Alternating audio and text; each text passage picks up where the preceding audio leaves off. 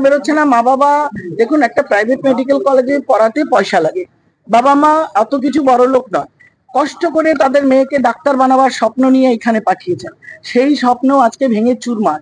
মেয়েটির ভবিষ্যৎ, মেয়েটির নারী সত্তা আজকে বিপদ শুধু নয়, তার সম্মানের যে আঘাত হয়েছে সেটা বোধহয় জীবনে কোনোদিন সে রিপেয়ার করতে পারবে না। সেই জায়গায় দায়ী কে? দায়ী দায়ী কি কলেজ কর্তৃপক্ষ? বলবো না। দায়ী কি মেয়েটি? না। দায়ী কি তার আমাদের রাজ্যের পুলিশ প্রশাসন এবং এরা? না।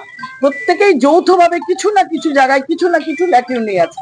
এখানে ক্যামেরা নেই কেন? সিসিটিভি নেই কেন? মেয়েটি কেন খেতে বাইরে যেতে হয়েছিল? কলেজ ক্যাম্পাসের কাছাকাছি কেন খাবার ভালো জায়গা করা হয়নি? এইগুলো কর্তৃপক্ষকেও দৃষ্টি, যেখানে এইগুলো কনসার্ন, যেখানে আমার 1000 মেয়ে আছে, তো 1000 মেয়েকে আমাকে খাবার জন্য রাত্রে ডিনারের ওরা এটা ওটা বাচ্চারা খায়, তো সেগুলোর ব্যবস্থা রাখতে হবে। সে অন্ধকারে জঙ্গলের ভেতর দিয়ে 1 মাইল গিয়ে সেই খাবার কিনবে, কলেজ উদাসীন থাকবে, তাহলে এরকম ঘটনা ঘটবে। কারণ মানুষের মানবিকতা, কোয়ালিটি কম্প্রোমাইজ। সেই জায়গায় দাঁড়িয়ে সুরক্ষা দিতে গেলে, মেয়েদের সুরক্ষা দিতে গেলে আমাদের সকলকে একত্রে, আমি আবার রিপিট করছি, আমাদের প্রত্যেককে কাজ করতে হবে।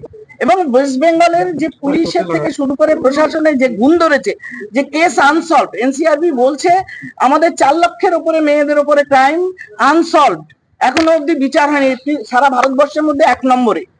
তো এই জিনিসটা আমাদের ইমিডিয়েটলি ফাস্ট ট্র্যাক কোর্ট হোক, যে কোনো ভাবে হোক, এগুলোকে সলভ করে মেয়েদের বিচার দিতে হবে।